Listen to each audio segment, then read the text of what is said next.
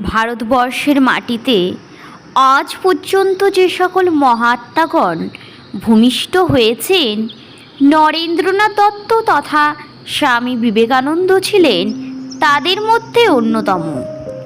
স্বামী বিবেকানন্দ একধারে যেমন ছিলেন একজন সন্ন্যাসী, তেমনি ছিলেন একজন লেখক ও দার্শনিক। স্বামীজির মত, মহান ব্যক্তিত্ব আজও ভারতবর্ষের যুব সমাজকে প্রভাবিত করে। স্বামীজি ভারতবর্ষের যুব সমাজের উদ্দেশ্যে ডাক দিয়েছিলেন, ওঠো, জাগো এবং লক্ষ্যে না পৌঁছানো পর্যন্ত থেমো না। বিবেকানন্দ ছিলেন ভারতবর্ষের ইতিহাসে এক যুগ পুরুষ। শুধু ভারতবর্ষে নয়, স্বামীজির বাণী ছড়িয়ে পড়েছিল সারা বিশ্বের মানুষের কাছে। আজ আমি সেই মহান ব্যক্তির জীবনী নিয়ে আপনাদের কাছে চলে এসেছি। তার আগে জানাই, আমার চ্যানেলটিকে এখনও যারা সাবস্ক্রাইব করে রাখেননি তারা অবশ্যই সাবস্ক্রাইব করে রাখবেন, যাতে এরকমই নতুন নতুন জীবনী আপনারা প্রথমেই পেয়ে যান। স্বামী বিবেকানন্দ জন্মগ্রহণ করেছিলেন কলকাতার নামকরা আইনজীবী বিশ্বনাথ দত্তের পরিবারে।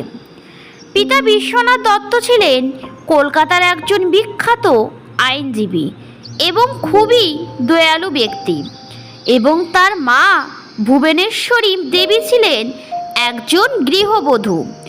আইনজীবী বিশ্বনাথ দত্তের পরিবারে অনেক কন্যা সন্তান থাকলেও তাদের কোনো পুত্র সন্তান ছিল না।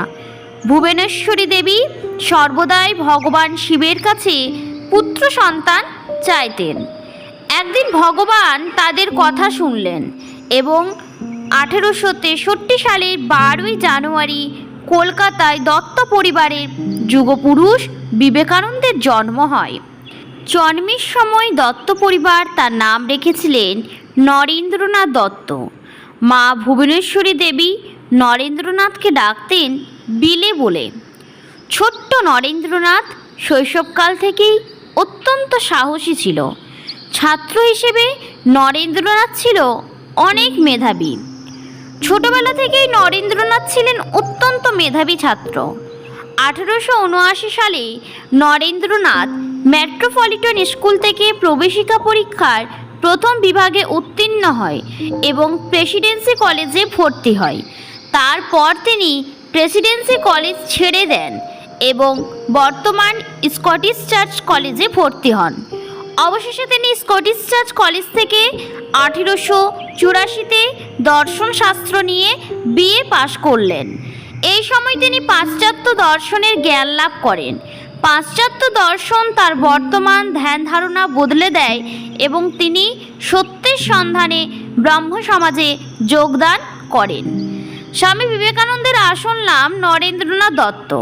স্বামীজি ছিলেন একজন হিন্দু সন্ন্যাসী এবং ভারতীয় বিপ্লবী ধার্মিক নেতা এবং বৈদিক ধার্মিক প্রচারক।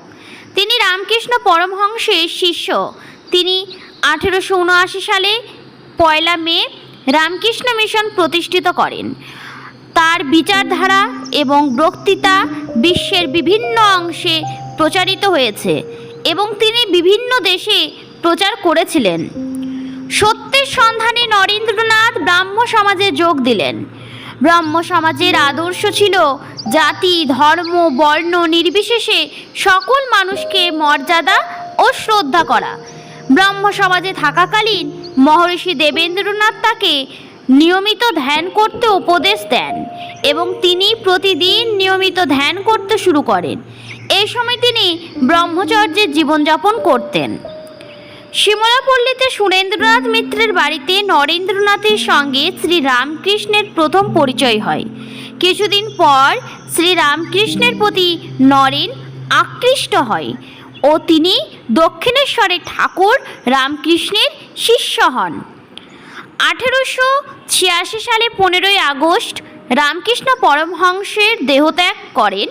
কিছুদিন পর বিবেকানন্দ তার গুরু ভাইরে মিলে বরানগরে রামকৃষ্ণ মঠ স্থাপন করেন এবং সেই মঠের সন্ন্যাসী সংঘের প্রথম পরিচালকের দায়িত্ব ছিল স্বামীজির ওপর। স্বামী বিবেকানন্দ ভারতীয় ধার্মিক ও ধর্মীয় বিচারক। 1893 সালে আমেরিকা ভ্রমণের জন্য প্রস্তুত হন।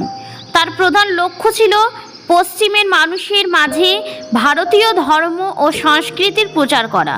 তিনি ভারত ছেড়ে যাওয়ার আগে সংগ্রহ করেন বিভিন্ন ধর্মগ্রন্থ এবং তার বিশেষ আধুনিক চিন্তাধারার সঙ্গে পরিচিত হয়ে ওঠেন। একেবারে তিনি পশ্চিমী বিশ্বের বিভিন্ন ধর্মগুলির সাথে পরিচিত হতে চেষ্টা করেন এবং ধর্মের ঐক্যবাদী বার্তার প্রচার করেন। তার আমেরিকা ভ্রমণের মাধ্যমে তিনি পশ্চিমী সমাজের ভারতীয় ধর্মের মূল তত্ত্ব, যোগাযোগ, ধ্যান এবং ধর্মীয় তত্ত্বের গুরুত্বপূর্ণ বিষয়গুলি উল্লেখ করেন। 1902 সালের 4 জুলাই ভারতীয় বেদান্ত দর্শনের শ্রেষ্ঠ শিক্ষক স্বামী বিবেকানন্দের প্রয়াণ দিবস। সারা বিশ্বে হিন্দু ধর্ম ও দর্শন প্রচারে একলব্য বীর সন্ন্যাসী দেহত্যাগ হয় মাত্র 39 বছরে।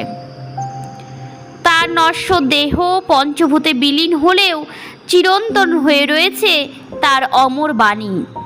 বিবেকানন্দের মৃত্যু নিয়ে কোনো রহস্য সেইভাবে না থাকলেও মৃত্যুর কারণ সম্পর্কে ভিন্ন ভিন্ন মত ও ধারণা রয়েছে।